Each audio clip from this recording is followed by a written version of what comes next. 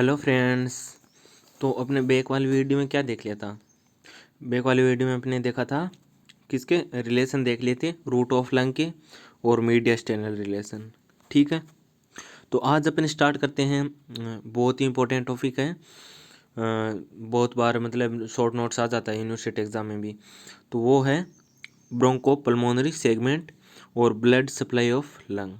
ठीक है, तो चलो स्टार्ट करते हैं अपन। सबसे पहले अपन देख लेते हैं ब्लड सप्लाई ऑफ लंग। ठीक है, तो ब्लड सप्लाई ऑफ लंग होती है वो अप टू रेस्पिरेटरी ब्रोंक्यूल तक, तो ये सप्लाई होती है ब्रोंकियल आर्टरी के थ्रू। ठीक है, कौन सी आर्टरी से? Bronchial artery. रेस्पिरेटरी ब्रोंक्यूल तक कौन सप्लाई करता है? ब्रोंकियल आर्टरी सप्लाई करता है। उसके बाद में जो रेस्पिरेटरी ब्रोंक्यूल और उससे नीचे का जो पार्ट होता है वो सप्लाई होता है पल्मोनरी आर्टरी के थ्रू। ठीक है, अब अपन देखते हैं कि लेफ्ट साइड के लंग और राइट साइड के लंग में जो ब्रोंकियल आर्टरी होती है वो किससे ड्राइव्ड होती है और कितनी होती है वो देखते हैं। ठीक है, तो चलो स्टार्ट करते हैं अपन कि जो राइट साइड की ब्रोंकियल आर्टरी होती है वो सिंगल ब्रोंकियल आर्टरी होती है। ठीक है, सिंगल ब्रोंकियल होती है और ये किससे ड्राइव्ड होती है? ये होती है थर्ड पोस्टीरियर इंटरकोस्टल आर्टरी से। राइट साइड की थर्ड पोस्टीरियर इंटरकोस्टल आर्टरी से डायरेक्ट होती है। ठीक है, फिर अपन देखते हैं कि जो लेफ्ट साइड की होती है वो ब्रोंकियल आर्टरी होती है वो डबल होती है। ठीक है, डबल होती है और ये ड्राइव्ड होती है डिसेंडिंग थोरेसिक आयोटा से। ओके, तो क्या राइट साइड की किससे ड्राइव्ड हो रही है? राइट साइड की थर्ड पोस्टीरियर इंटरकोस्टल आर्टरी से और लेफ्ट साइड की डिसेंडिंग थोरेसिक आयोटा से। फिर अपन देखते हैं रेस्पिरेटरी ब्रोंक्यूल, इसके बाद में जो सप्लाई हो रही है वो किससे? पल्मोनरी आर्टरी के थ्रू सप्लाई हो रही है। ठीक है, ये बात होगी अपनी ब्लड सप्लाई की। अब अपन आगे देखते हैं एक बार डायग्राम के थ्रू कि रेस्पिरेटरी ब्रोंक्यूल क्या होता है। तो इस डायग्राम में देखते हैं कि ये है सेगमेंटल ब्रोंक्यूल। ठीक है, अब इसके बाद में ये इसके बहुत सारे डिवीजन होंगे। उसके बाद में ये टर्मिनल ब्रोंक्यूल बनता है। तो टर्मिनल ब्रोंक्यूल से जो ऊपर का पार्ट होता है ये पार्ट कहलाता है कंडक्टिंग जोन। ठीक है, और उसके बाद का पार्ट है ये है रेस्पिरेटरी जोन। ठीक है, तो रेस्पिरेटरी जोन में प्रेजेंट होती है रेस्पिरेटरी ब्रोंक्यूल। ठीक है, टर्मिनल ब्रोंक्यूल के बाद में आती है रेस्पिरेटरी ब्रोंक्यूल। तो रेस्पिरेटरी ब्रोंक्यूल से पहले का जो ये पार्ट है ये सप्लाई होता है ब्रोंक्यूल आर्टरी के थ्रू और इसके बाद का जो ये पार्ट होता है ये सप्लाई होता है पल्मोनरी आर्टरी के थ्रू। ओके, पल्मोनरी आर्टरी किसकी ब्रांच है? डिसेंडिंग थोरेसिक आयोटा की ब्रांच है। ठीक है, और ब्रोंकियल आर्टरी किसकी ब्रांच है? ये पोस्टीरियर इंटरकोस्टल आर्टरी, कौन सी? थर्ड पोस्टीरियर इंटरकोस्टल आर्टरी की ब्रांच है। ओके, ये बात होगी अपनी ब्लड सप्लाई ऑफ लंग। अब इस डायग्राम को देखते हैं। देखो अपन इसमें ये क्या है? ये ट्रेकिया है। ठीक है, अब इस ट्रेकिया के बाद में ये दो पार्ट में डिवाइड होगा। कौन कौन से में? प्रिंसिपल ब्रोंक्यूल बोलेंगे अपन इसको। ठीक है, ये मोस्ट ऑफ किसके लेवल पे होते हैं? T4 वर्टिब्रा के लेवल पे होते हैं। ठीक है, T4 ग्रेटर देन T6।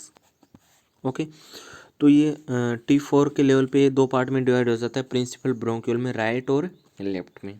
ठीक है, उसके बाद में ये जो राइट साइड की होती है वो आगे तीन सेकेंडरी ब्रोंक्यूल में डिवाइड हो जाती है, या अपन उसको बोलते हैं lobar bronchiole. Because right side में तीन लोब होती है तो वो तीन लोब के लिए पर्टिकुलर अलग अलग से डिवाइड हो जाती है, उसको बोलते हैं अपन लोबार ब्रोंक्यूल।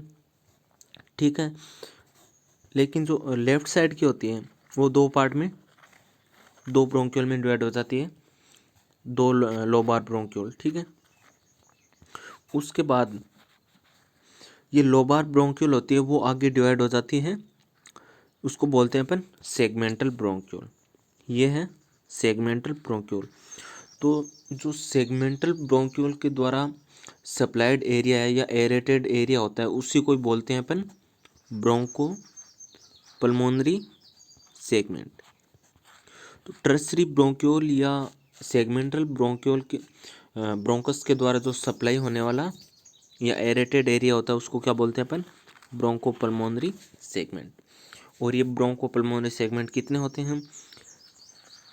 10 होते हैं। कौन कौन से होते हैं वो अपन आगे बात करेंगे, राइट और लेफ्ट साइड दोनों में ही, ठीक है। तो अब अपन देखते हैं ब्रोंको पल्मोनरी सेगमेंट की डेफिनेशन और इसके मतलब और फीचर, ठीक है।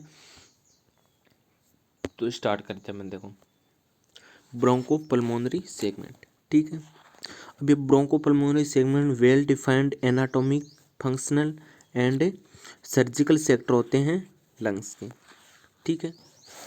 और फिर each one is aerated by tertiary और सेगमेंटल ब्रोंकस। इसको अपन ट्रसरी ब्रोंकस भी बोलते हैं या सेगमेंटल ब्रोंकस बोलते हैं। जो प्रत्येक सेगमेंट होता है ब्रोंको पल्मोनरी सेगमेंट, वो एक ट्रसरी ब्रोंकस या सेगमेंटल ब्रोंकस के द्वारा सप्लाई होते हैं, ठीक है, या एरेटेड होते हैं, ठीक है। फिर अपन देखते हैं कि तो ईच सेगमेंट होता है या ईच ब्रोंको पल्मोनरी सेगमेंट होता है वो पिरामिड शेप होता है या वेज शेप्ड का होता है, जिसका एपेक्स होता है वो किसके थ्रू होता है? Directed toward the root of lung. ये रूट ऑफ लंग की साइड में होता है इसका एपेक्स, ठीक है। फिर अपन देखते हैं कि जो ईच सेगमेंट होता है, ईच ब्रोंको पल्मोनरी सेगमेंट है जे सेगमेंटल ब्रोंकस या segmental artery, autonomic nerve and lymph vessel. मतलब कि प्रत्येक ब्रोंको पल्मोनरी सेगमेंट होता है उसकी खुद की सेगमेंटल ब्रोंकस होती है, खुद की सेगमेंटल आर्टरी होती है, ऑटोनोमिक नर्व होती है और लिम्फ वेसल्स होती है, ओके। फिर फिफ्थ नंबर का अपन पॉइंट देखते हैं कि ईच सेगमेंटल वेन्यूल, या अपन इसको बोल सकते हैं ब्रोंकस वेन, ठीक है, lies in the connective tissue between the adjacent pulmonary unit या ब्रोंको पल्मोनरी सेगमेंट। देखो इसको इस फिफ्थ नंबर के पॉइंट को अपन एक बार डायग्राम के थ्रू समझते हैं। देखो कि यह है ब्रोंको पल्मोनरी सेगमेंट एक, ठीक है, यह है ब्रोंको पल्मोनरी सेगमेंट। ये दूसरा ब्रोंको पल्मोनरी सेगमेंट है, ये फर्स्ट ब्रोंको पल्मोनरी सेगमेंट है। तो दोनों दो पल्मोनरी सेगमेंट होते हैं, ये डिवाइडेड होते हैं एक इंटर सेगमेंटल सेप्टम के थ्रू, ठीक है। ये है इंटर सेगमेंटल सेप्टम, ठीक है। और ये किससे डेराइव्ड होता है? ये पल्मोनरी प्लूरा से ही ड्राइव्ड होता है। ये है पल्मोनरी प्लूरा, तो इससे ड्राइव्ड होता है इंटर सेगमेंटल सेप्टम, ठीक है। और इस इंटर सेगमेंटल सेप्टम में क्या प्रेजेंट होता है? इसमें होता है पल्मोनरी वेन प्रेजेंट होती है। तो इसके मतलब फिफ्थ लाइन का मतलब यही है कि प्रत्येक इंटर सेगमेंटल सेप्टम के अंदर ये प्रत्येक पल्मोनरी वेन प्रेजेंट होती है, ठीक है। अब ये पल्मोनरी वेन प्रत्येक सेगमेंट की अलग से नहीं होके ये दो इंटर सेगमेंट के बीच में प्रेजेंट होती हैं, ठीक है। अब अपन देखते हैं आगे सिक्स नंबर का पॉइंट। देखो कि during segmental resection the surgeon work along the segmental vein to isolate a particular segment. अब इसका मतलब ये है कि सर्जन होता है वो सर्जरी के दौरान अगर किसी एक सेगमेंट को रिसेक्शन करना है, अपन को अलग करना है, तो वो किसके थ्रू आइसोलेट करता है या किससे वो रिसेक्शन करता है? वो सेगमेंटल या वेन या पल्मोनरी वेन के थ्रू जाता है और फिर अलग से एक सेगमेंट को अलग करता है।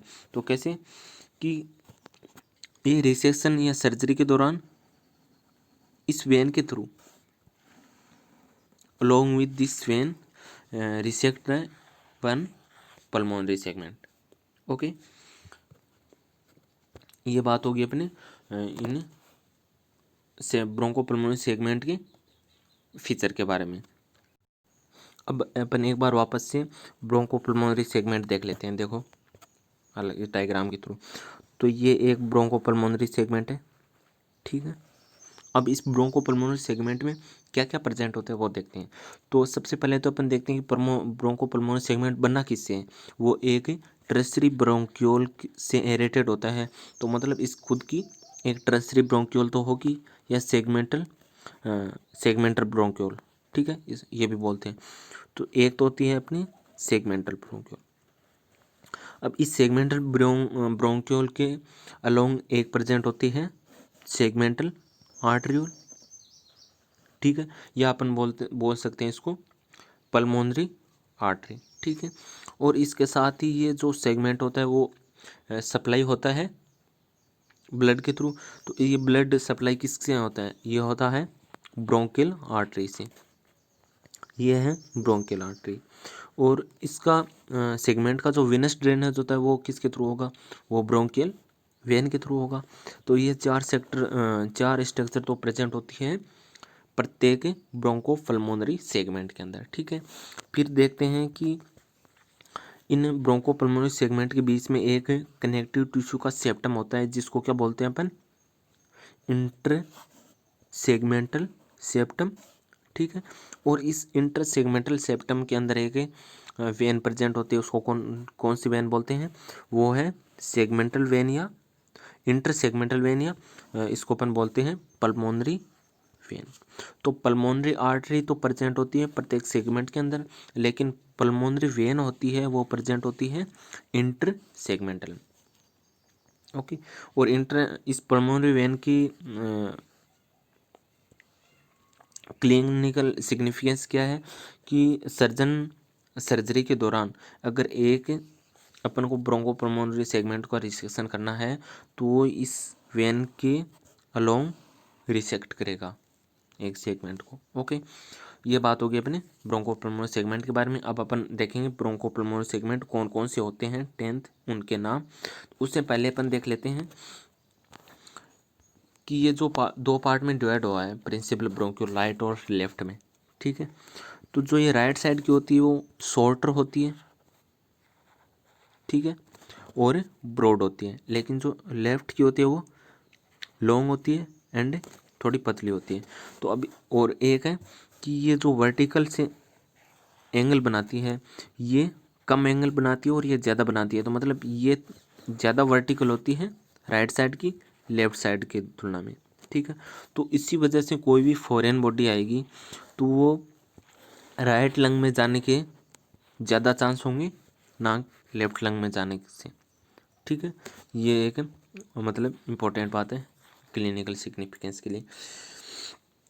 फिर अपन आगे देखते हैं ब्रोंकोपल्मोनरी सेगमेंट के नाम, ठीक है। तो सबसे पहले अपन देखते हैं राइट साइड की ब्रोंकोपल्मोनरी सेगमेंट।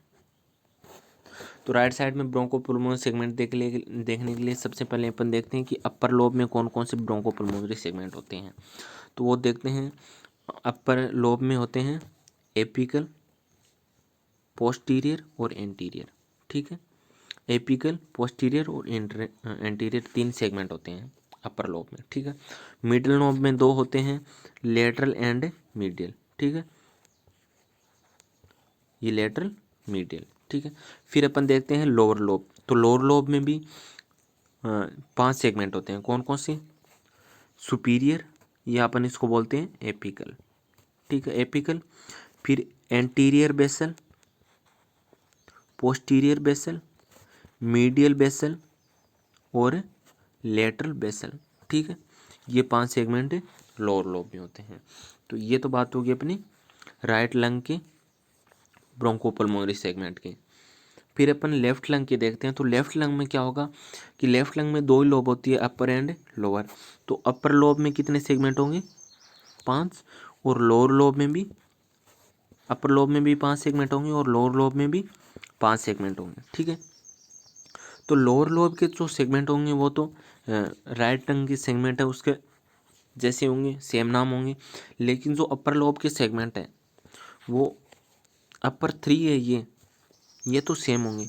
लेकिन ये जो है लेटरल और मीडियल, वो लेफ्ट लंग में इनका क्या नाम होगा, ये सुपीरियर और इन्फीरियर लिंगुअल नाम दे देंगे इनको, ठीक है। तो चलो एक बार वापस अपन देख ही लेते हैं नाम। ओके। तो लेफ्ट लंग में कौन कौन से, देखो लेफ्ट लंग का जो अपर डिवीजन होता है और लोअर डिवीजन दो पार्ट में डिवाइड कर दिया, वरना सीधा ही देख लेते हैं। तो भी इसमें 5 सेगमेंट होते हैं, कौन कौन से, एक एपिकल होगा, एक पोस्टीरियर होगा, एक एंटीरियर होगा, ये तो राइट लंग के समान ही। लेकिन जो उसके बाद का है उसमें 4th नंबर का सेगमेंट है ये सुपीरियर लिंगुअल और फिर इन्फीरियर लिंगुअल, ठीक। उसके बाद में जो लोअर लोब के सेगमेंट है वो है सुपीरियर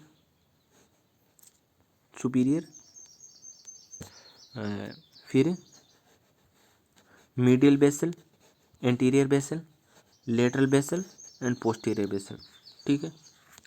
सीधा एक बार वापस से देख लेते हैं। देखो पहले अपन राइट लंग के देखते हैं। तो राइट लंग में 10 सेगमेंट है, अपर लोब, मिडल लोब और लोअर लोब। अपर लोब के तीन सेगमेंट है, एपिकल, एंटीरियर और पोस्टीरियर, ठीक है। इसके 2 सेगमेंट हो गए, लेटरल, मीडियल, ठीक है। इसके 5 सेगमेंट है, एपिकल, ठीक है, एंटीरियर बेसल, पोस्टीरियर बेसल, ठीक है, लेटरल बेसल और मीडियल बेसल, ओके। अब अपन लेफ्ट लंग की बात करते हैं। तो लेफ्ट लंग में भी 10 सेगमेंट है। तो इसमें ये जो 3 लोब नहीं होके 2 लोब होते हैं, अपर एंड लोअर लोब। तो अपर लोब में 5 सेगमेंट होंगे, कौन कौन से, अपर लोब में 5 सेगमेंट है, एपिकल, ठीक है, एंटीरियर, पोस्टीरियर, फिर बाद में सुपीरियर लिंगुअल और इन्फीरियर लिंगुअल। कौन कौन से, सुपीरियर लिंगुअल और इन्फीरियर लिंगुअल। फिर लोअर लोब के सेगमेंट है वो सेम ही होंगे, ओके।